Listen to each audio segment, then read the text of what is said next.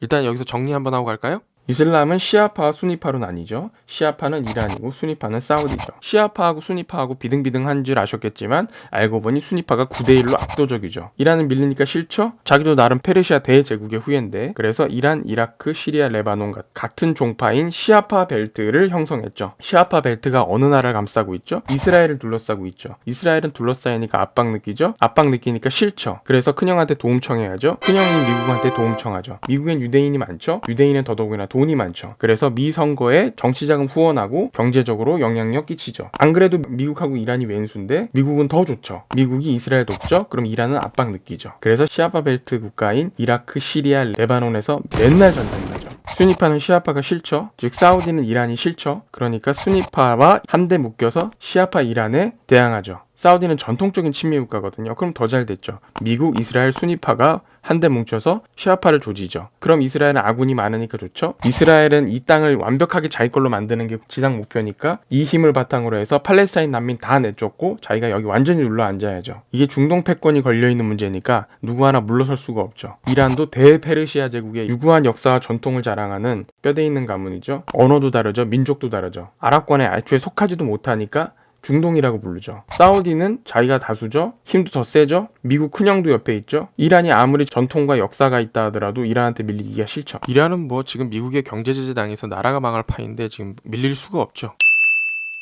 이란 국제사회에서 분쟁이 계속 터지니까 이걸 빌미로 군비 증강을 시작합니다. 그러면서 핵 개발을 시작하는데요. 미국은 79년 이란 혁명을 계기로 꾸준히 이란의 경제 제재를 가해왔거든요. 올해가 2020년이니까 40년 넘게 경제 제재를 해온 셈입니다. 하지만 이란 체제는 무너지지 않았죠. 오히려 테러가 미국까지 오는 판국이 되어버렸고 미국이 이란을 고립시키니까 이란이 외롭죠. 이란은 무역할 대상이 필요한데 고립이 돼버리니까 그 틈을 러시아와 중국이 치고 들어옵니다. 우리나라도 똑같거든요. 우리나라가 이명박 정권 때 이후로 북한을 홀대하다 보니까 중국이 북한에 있는 이권을 다 가져갔어요. 그래서 실제로 북한 입장에서도 중국이랑 통일하는 걸 주장하는 세력들도 있습니다. 그래서 이후에 박근혜 정부 때 통일대박론 같은 게 나오는 거죠. 한반도 신뢰 프로세스, 평화 프로세스 이런 거 내놨었고요. 미국의 지상과제가 지금 중국 견제하는 건데 미국이 이란에 경제 제재하니까 이란하고 중국 러시아 관계가 오히려 계속 강화돼 버리는 겁니다. 미국은 이에 위협을 계속 느낄 수밖에 없죠. 이를 타개하기 위해서 나오는 것이 바로 오바마가 이란과 맺는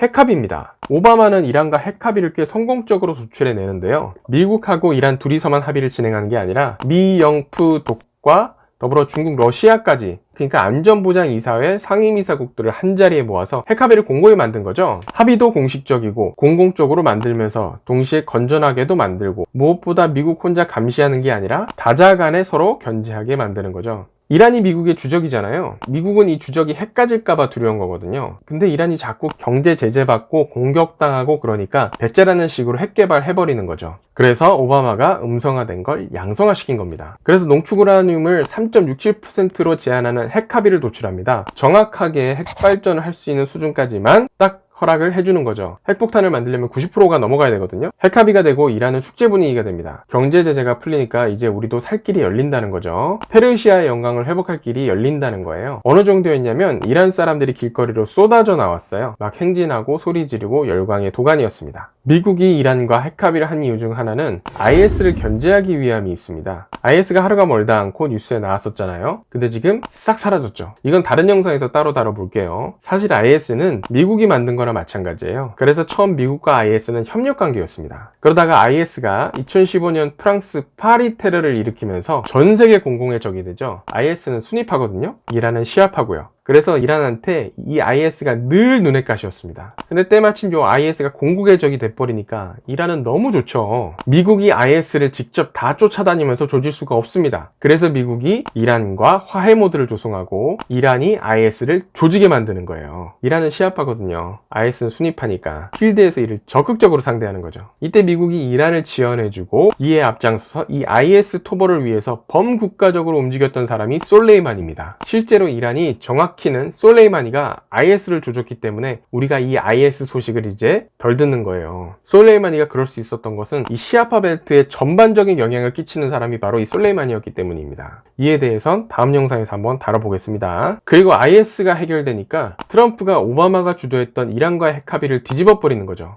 명분은 이렇습니다. 이란은 결국 핵 만들 거다. 이란이 테러 단체 헤즈볼라랑 하마즈 후원한다, 이런 거거든요. 헤즈볼라나 하마즈는 테러를 하지만 정보기관이기도 해서 그렇게 쉽게 테러리스트로 분류할 수만은 또 없습니다. 근데 이게 어느 정도 사실이에요. 이란이 지금은 몰라도 예전에 미국하고 사이 안 좋았을 때는 이란이 얘들 후원했었거든요. 그것도 총괄했던 사람이 또 솔레이만입니다. 그리고 거기에 무기 대줬던 게 러시아예요. 그래서 미국이랑 러시아의 대리전이 여기서 사실은 벌어지고 있는 겁니다. 하마스 같은 경우는 극렬 테러리스트라는 평가부터 팔레스타인 독립의 희망이라는 평가까지 다양한 평가를 받습니다. 그리고 하마즈는 순위파고 헤즈볼라는 시아파인데 이 둘이 또 친해요. 왜냐면 이슬람 근본주의가 아니라 민족주의를 기반으로 한 조직이거든요. 그래서 정부 조직이라고 인정을 또 받는 거예요. 그래서 반서방 반이스라엘 성향이 강한 것이지 이슬람 세력으로서 뭉치는 것들이 아닙니다. 이것들이. 이란 핵은 IAEA 감사나 이런 거 다 받고 EU에서도 승인하고 있는데 트럼프가 하루아침에 뒤집어 버렸어요. 무엇보다 미국이랑 이란이 이 양자간에 협정한 게 아니라 일부러 다자간 협정으로 만들었거든요. 국제사회가 다 같이 감시할 수 있게. 국제사회가 합의한 것을 그냥 아무렇지 않게 트럼프가 파기해버린 겁니다. 나쁘게 말하면 지 마음에 안 든다고 이제 파기한 셈이 돼버리는 거예요. 이전 영상 트럼프가 탄핵당하는 이유에서도 알아봤듯이 트럼프는 자기 업적이 있어야 되거든요. 세상 무엇보다 자기 아젠다가 큰 사람이에요. 그리고 트럼프의 가장 큰 아젠다는 재선과 탄핵입니다. 근데 이란 핵합의 잘 지켜봐야 미국 한때는 뭐 어쨌든 미국의 위상이나 국익에는 조금 도움이 될 수 있을지 모르겠지만 트럼프 입장에서는 오바마 공적을 잘 지키고 공고히 해주는 것밖에 안 되는 거거든요. 트럼프는 자기가 사인한 게 잘 돼야 되니까요. 트럼프랑 오바마는 원래 앙숙이었죠. 오바마가 미국에서 안 태어났다는 음모론 같은 거 다 트럼프가 주장했던 거예요. 오바마는 연설을 잘하잖아요. 그래서 만찬 자리에서 공개적으로 트럼프 망신도 주고 그랬었습니다.